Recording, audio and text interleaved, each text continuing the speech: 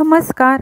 आपल्या सगळ्यांचं अगदी मनापासून स्वागत आहे सांचीज किचनमध्ये. आज आपण आपल्या किचनमध्ये डाळ कांद्याची रेसिपी बघणार आहोत.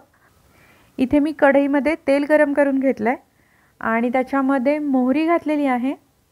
मोहरी तडतडल्यानंतर त्याच्यामध्ये जिरे घातलेत, थोडासा हिंग घातलेला आहे. आता इथे लसूण मी बारीक चिरून घेतला आहे, तो घालते आहे. भरपूर थोडा नेहमीपेक्षा थोडासा जास्त लसूण घालायचा इथे. आणि लसूण आहे तो आपण थोडासा रंग बदलेपर्यंत परतून घ्यायचा.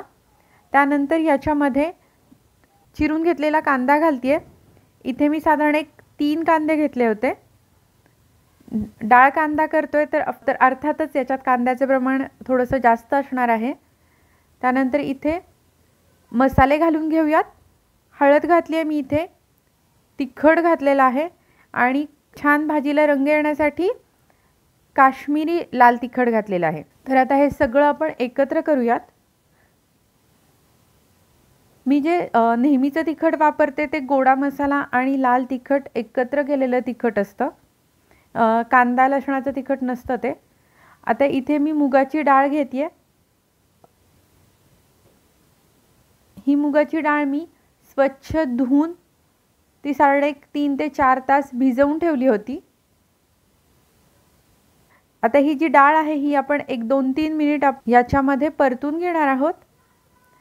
फोडणीमध्ये छान डाळ परतली की ती चवीला सुद्धा छान लागते, खमंगपणा येतो त्याला. तर मी इथे अशी डाळ परतून घेते आणि याच्यामध्ये आता आपण शिजण्यासाठी जेवढं गरजेचं आहे तेवढंच पाणी घालूयात. इथे जे पाणी घातलं आहे हे गरम पाणी घातलेलं आहे मी. आता हे आपण थोडंसं एकत्र करून घेऊयात.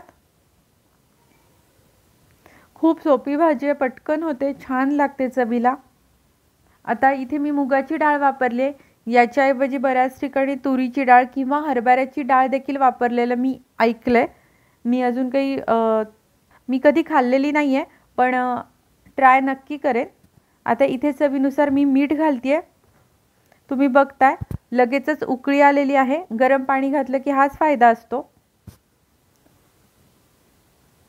आता इथे तुम्ही बघताय याला एक वरती फेस आलाय. बऱ्याचदा डाळ सुट्टी शिजवली की असा फेस येतो. हा आपण बाजूला काढूयात. आता इथे मी कोथिंबीर घालते आणि हे आपण मिक्स करून घेऊयात.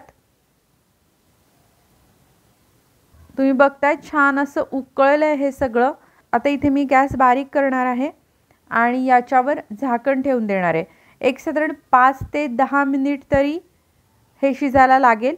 मध्ये आधी आपण चेक करायचं म्हणजे एक अंदाज येतो आपल्याला. गॅस एकदम बारीक ठेवायचा. 10 मिनिटानंतर आपण याचं झाकण काढणार आहोत. तुम्ही बघताय बऱ्यापैकी पाणी आटलेलं आहे आणि तुम्ही इथे बघू शकता डाळ व्यवस्थित शिजलेली दिसते आपल्याला. पाणीसुद्धा सगळं आटलेलं आहे. अर्थात हवं असेल तर थोडंसं पाणी तुम्ही याच्यामध्ये ठेवू शकता. आणि आपला हा डाळ कांदा तयार आहे. तर आज बनवलेली ही रेसिपी तुम्हाला कशी वाटली? ही रेसिपी जर तुम्हाला आवडली असेल तर प्लीज माझ्या रेसिपीला लाईक करा, कमेंट करा, रेसिपी शेअर करा आणि सबस्क्राईब करायला विसरू नका. सांचीज किचन या आणि अशा विविध लज्जतदार रेसिपीसह पुन्हा भेटूयात. धन्यवाद.